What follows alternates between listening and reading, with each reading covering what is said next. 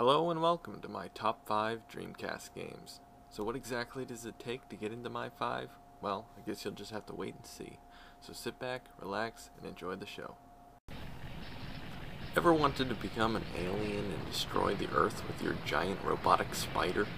Well, you can in Alien Front Online, my number 5 game. Yeah, sure, you can be the humans and save the Earth from total destruction, but where's the fun in that?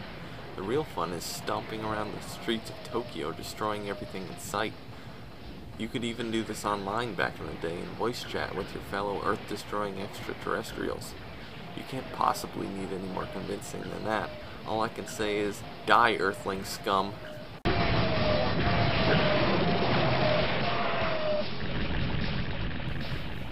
The only way I can really describe this next game is pure arcade-style beat-em-up fun. This is Dynamite Cop, and the number 4 game on my list. What other game can you use exploding rice cookers as a weapon? There is none. That alone makes this game worthy of my top 5. The weapon pickups in this game are just insane. Vacuum cleaners, hairspray, bazookas, nuclear missiles, and so many more. You can also play co-op, in which you get to fight each other to the death at the end. Now, how cool is that? All I can say is this game is a must-play on the Dreamcast.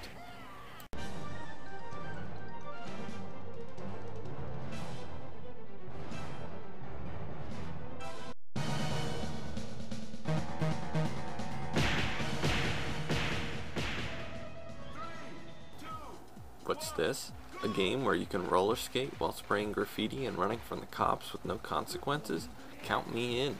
This is my number 3 game, Jet Grind Radio. Also known as Jet Set Radio outside of the US, this is one of the most unique games on the Dreamcast, and one of the first to use cel shading technology. This really makes the game pop in terms of its visual style. It also has a kickin' hip-hop soundtrack which really adds to the style of the game. What else can I really say about the game that I haven't already said? It looks great, it sounds great, and it's one awesome game. Ha! Nice! Nice! Ha!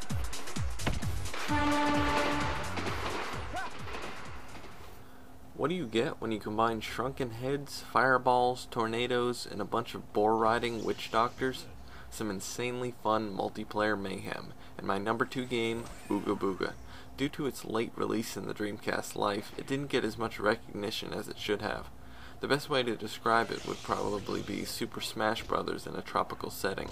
That's not to say that it's a Smash Bros. Clone by any means. It has plenty of unique modes, including the main mode, Smackahuna, where, as the name would suggest, you smack the other players with a variety of weapons to score points, Boar Polo, which is exactly what it sounds like, and Rodeo, in which you must grab a boar and ram the other players with it. Altogether, it's one of the best games on the Dreamcast, especially when played with all 4 players.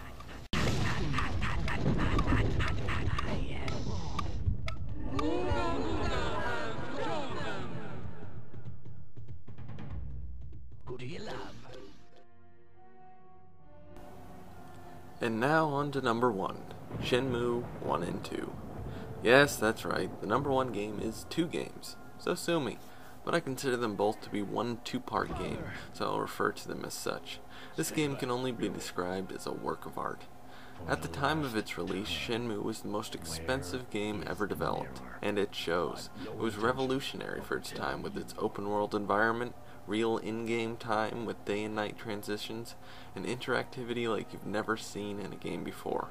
Couple that with an amazing soundtrack and gripping story, and you've got yourself the number 1 game on my list.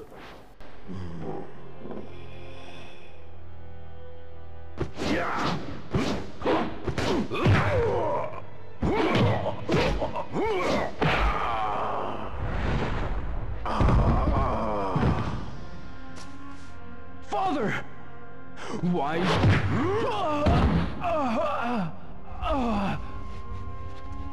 Now then. No matter how often you ask, I'll never tell.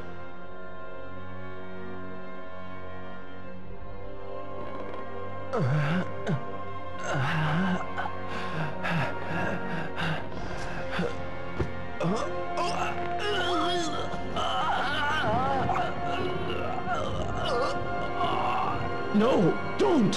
Hand over the mirror.